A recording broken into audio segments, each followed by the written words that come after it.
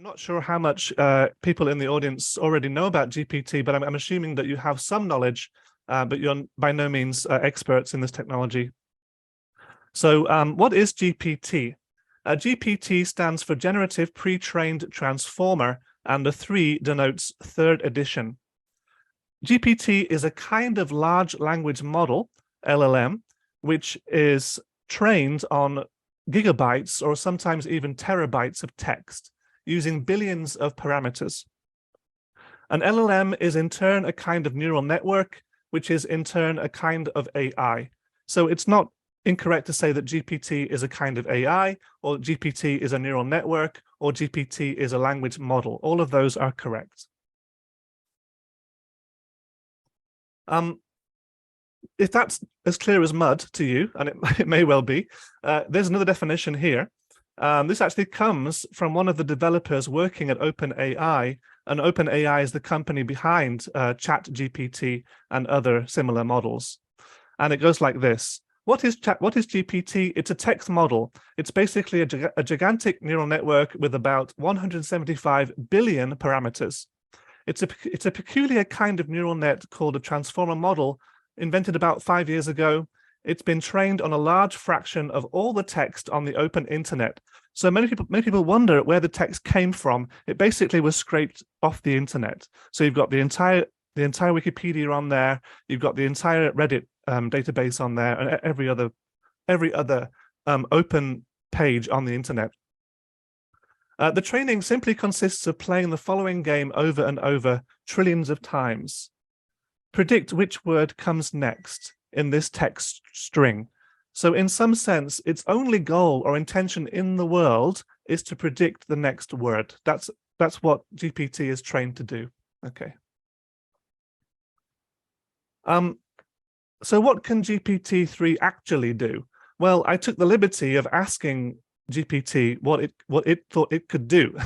And this is GPT's response to that question. It says it's a type of language model. It can generate human-like text. It can be fine-tuned to perform a variety of language tasks such as translation, summarization, question answering. It can be used to generate text in a specific style or tone or complete a given prompt. Basically, it's a whole range of things that we previously thought were in the domain of humans. Only humans could ever do these things, and now we're being shown that GPT can do these things to a certain extent. So it can generate text that is grammatically accurate, stylistically authentic, completely original, and in many cases indistinguishable from human-authored content. Now, there is some debate about that, but I'm saying not in all cases, but in many cases, it is indistinguishable. Coming on to the ELT acronym, what is ELT? All the panelists have worked in ELT and are currently working in ELT. Of course, it stands for English Language Teaching. And I think it's just one side of a coin there. So ELT is one side of it, English language teaching, and the other side is English language learning. Now, the coin metaphor is not accidental, because this is all connected to commercialism as well, which Philip writes about a lot and may also talk about today. So the ELT field, an academic field, but it's also an industry as well. So that's what ELT is, in my opinion. So GPT and ELT. Is it productive, disruptive, or destructive? Well, I'm not going to keep you on tenterhooks. I'm going to give you my opinion straight away. I think that GPT will definitely have a disruptive impact on ELT. I think we have no choice about that, because it's there and it's been released and we have to deal with it in some way. We could try ignoring it, but I think that probably won't work very well. It may also be productive or destructive in some ways, but I think with those we have a little bit more of a choice, but we have no choice about the fact that it is definitely going to be disruptive. So first I'm going to talk about some possible productive uses of GPT in ELT. Now, for those who haven't tried it yet, GPT, a particular version of GPT called ChatGPT is freely available at chat.openai.com. I think GPT can refer to other models, but in this forum, the four of us probably going to be mainly talking about ChatGPT. Now you can access this at chat.openai.com. You have to sign up for an account first, but once you've done so, it is freely available. Now, no one really knows how long it's going to be freely available for. And OpenAI is a commercial entity, and they are going to try to monetize this technology at some point. They've already received multi-billion-dollar investment from Microsoft, but they may be looking to monetize it in other ways as well. So this is a uniquely special thing about ChatGPT as opposed to other language models that are out there. It remembers what the user has said earlier in the conversation. It allows the user to provide follow-up corrections, and it's trained to decline inappropriate requests. Okay, so what Sam Altman, who's the CEO of OpenAI, and his engineers discovered was people wanted to interact with these language models in a conversational way, and they wanted to modify the output they received so to have some kind of memory of the dialogue that's going on there. So that's what ChatGPT does uniquely well, but other models don't really do. So I'd like to give some examples of some productive uses of GPT. Basically, you just go to this website. At the bottom here, you can see a little input box, and there you type in your prompt, and then the system will respond to what you have written in there and reply to your request. So for language teachers, you can do things like this. You can say, write a short factual passage about, in this case, elephants, suitable for English language learners. And this is the response that ChatGPT will produce. Elephants are large, intelligent mammals that are native to parts of Africa and Asia, and it goes on like that. I won't read the whole thing. As you can see, it does meet the description that I gave earlier, grammatically accurate and stylistically appropriate. Okay. Now, I added that bit on the end, suitable for English language learners, and ChatGPT will pay attention to those kind of instructions, and it will grade its output depending on what you tell it to do. Yeah. Now, of course, if that passage is a little bit too difficult for your language learners who may be at an elementary level, you can then type a follow-up prompt like this, simplify the grammar and vocabulary further. Then ChatGPT will think about that and respond in this way. Elephants are big animals that are smart and live in Africa and Asia. They have long nose, big ears, etc. Okay, so you can see that this is a lot simpler in terms of grammar and lexis than the previous version. And this just opens up a whole Pandora's box of possibilities, in my opinion, because we can take authentic materials from different sources and simplify them easily by running them through ChatGPT, potentially, without breaching copyright. But there is the potential to do that. Yeah. Sorry, someone's asking me to make my screen a little bit bigger, so I'll do that. Yeah.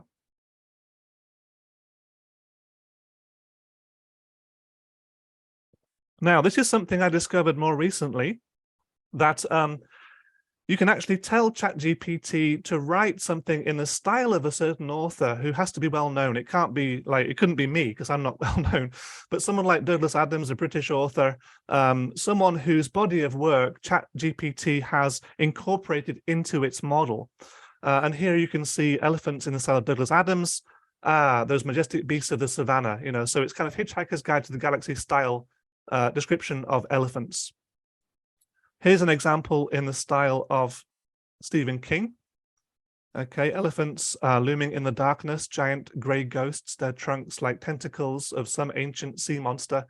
So you can see that there are accusations of ChatGPT producing very bland output, but it can be cajoled into being less bland, especially if you give it an example of what you want.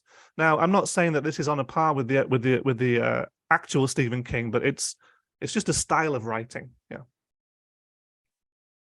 Okay, so another potentially productive use of GPT is multiple choice questions. Okay, so again, typing in the prompt box, you could put something like this: generate some multiple choice comprehension questions for this passage. And again, this passage just refers back to the thing that you pasted in earlier on. And ChatGPT will produce a response like this. What do elephants eat? Meat, plants, both meat and plants, or fish. And so one of those answers should be correct, and I think it's C. Now, sometimes ChatGPT provides like 2 correct answers, or it provides 4 incorrect answers. Okay, it's getting much better, but it does sometimes still produce factual inaccuracy. So there does need to be human oversight before that output is used in the classroom, for sure, definitely. You can also ask it to generate some vocabulary matching activities as well. So that in this case, I just said, generate some vocabulary activities for this passage, and then it just produced like herbivores, animals that eat only plants, habitat, animals living together. So actually, you can see now that these are actually mixed up. So that animals living together should be the herd one, and habitat should be natural home or environment. So in this case, it's actually mixed up the questions for me. I think in the previous case, it didn't do that. Or sometimes it doesn't do that. So it's a little bit inconsistent. Sometimes it will mix the answers up for you, and other times they'll be in the correct order. So again, you have to be careful about that. So those are just some very, very, very simple and brief examples of what ChatGPT can do. And, at risk of, being cliched, it really is the tip of the iceberg. There's so much more that ChatGPT can do, and I'm sure Philip and Joe and Kevin will talk about more things like that as well today. Now, coming on to some potentially destructive uses of ChatGPT. Now, destructive is a very strong word, and partly we chose it because it rhymes with productive and disruptive. Okay, but and it could be disruptive in some ways. It could be destructive to students' own motivation, perhaps, or it could be destructive to their ability to improve their language use if they're using these tools in the wrong ways. Yeah. So let's say that we have an unscrupulous student who has very low motivation and perhaps low proficiency, and they're given a task by their teacher to write about a homestay experience in Vancouver, or whatever. It could be anything. This is just an example. And the student, rather than writing it themselves, they say, okay, I'm going to delegate this task to ChatGPT, and I'm going to hand in the output as my own work. Now, this is the kind of use case that I think has driven a lot of the moral panic amongst academics that you've read about probably in the media.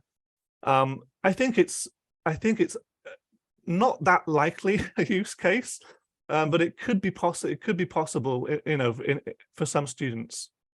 So here, I told ChatGPT to write about a homestay experience in Vancouver, written from the perspective of a Japanese learner of English. And I told ChatGPT that the account should contain some grammatical and lexical errors. I did that because I didn't want it to produce a perfect passage. And then because it's too good to be true, the teacher might know, oh, there's no chance that my student wrote this, whatever, So you can actually tell ChatGPT to write in an imperfect way. Now, OpenAI are constantly making little tweaks to ChatGPT, and sometimes it rejects the request to write badly, okay, because it says that bad grammar is immoral. ChatGPT has a bit of a strange moral compass. They're trying to fix it. They're trying to prevent it from spouting, toxic statements and things like that. But sometimes it goes a little bit too far. And I don't think that asking it to be grammatically incorrect is immoral, but it's a bit inconsistent anyway. But you can see here that it did produce a text in this case, and it said, I went to Vancouver for vacation. I stay in homestay. My host family is so kind and friendly. Now, as for me as a teacher, if I received this kind of thing from a student, I probably wouldn't suspect it as having been written by AI because it contains mistakes. Yeah. Okay. So, of course, we're all concerned about plagiarism. It's not a new problem. Okay, it's been around for decades, and we have various methods of dealing with plagiarism. Perhaps we can deal with the threat of plagiarism from ChatGPT in the same way that we've always dealt with it, and by having students do written exams in test conditions, things like that. By the way, using plagiarism, using ChatGPT to commit plagiarism has now been termed AI-gerism or agerism by the media. So if you ever encounter that term, that's what it means. I noticed in my own studies, I'm actually taking a PhD right now, and it says when you submit a paper, it says that you cannot have, you must not have received help from any other human, any other person. And I think that schools will have to change their policies and the wording of their policies to say you cannot receive help from any other person or artificial intelligence in order to cover these new technologies. Now, if you are concerned, deeply concerned about the risk of students plagiarizing with ChatGPT, there are some things you can do to prevent that. OpenAI themselves have been reported to be working on a watermark system where basically it would be possible to tell if a text had not been changed, and then you paste that text into OpenAI, it will tell you whether or not that text came from ChatGPT or not. Now, that feature has not been released yet, but it has been announced in the media, and it looks like they're taking these concerns very seriously. But there is a video with Sam Altman, the CEO, saying that it's ultimately going to fail because a determined student will always find a way around it. Now, I think as long as we can stop the opportunistic students from doing so, we don't have to worry quite so much about the determined students, because the determined students will be the ones who do the task properly. Okay, but if we can stop the opportunists, that will be quite good. There are other sites as well, GPT-0, writer.com/AI content detector, and another one which is too long to read out. I've had the most luck with GPT-0, and I did try various different passages that I've generated with OpenAI and pasted it in, and it says, you know, it analyzes the passage based on what it calls burstiness and perplexity. And I'm not going to go into those because I'm not really sure myself what they are, but that's how ChatGPT analyzes passages. And if the burstiness and perplexity are not sufficiently bursty and perplex, it will basically determine that it was written by AI. Okay. The upshot is that there is a tool out there available right now that will tell you to a good degree of certainty whether a text has come from ChatGPT or not. So please try GPT-0 if you're concerned about that. Okay, I'm reaching the end of my presentation time, so I'm just going to speed up a little bit here, talk about some ways that ChatGPT could potentially enhance the language learning process. And I think the main way we could do this would be thinking about language learning in terms of communicative competence, which was a concept put forward by Canale and Swain in 1981. And they argued that, you know, to learn a language, it means that we have to be grammatical competence, social linguistic competence, discourse competence, and strategic competence. I'm quite optimistic about the possibility of ChatGPT to help students develop these competencies. Also, there's a Vygotsky concept of ZPD, where someone with more knowledge or skills than the learner can help the learner to reach a level that they couldn't reach on their own. And I think ChatGPT could be a more knowledgeable other. That's the phrase that Vygotsky uses. Normally, he used it to refer to teachers or peers, but perhaps we could also include AI in the category of more knowledgeable other, and then it could be it could help students to reach a higher level that they couldn't reach on their own.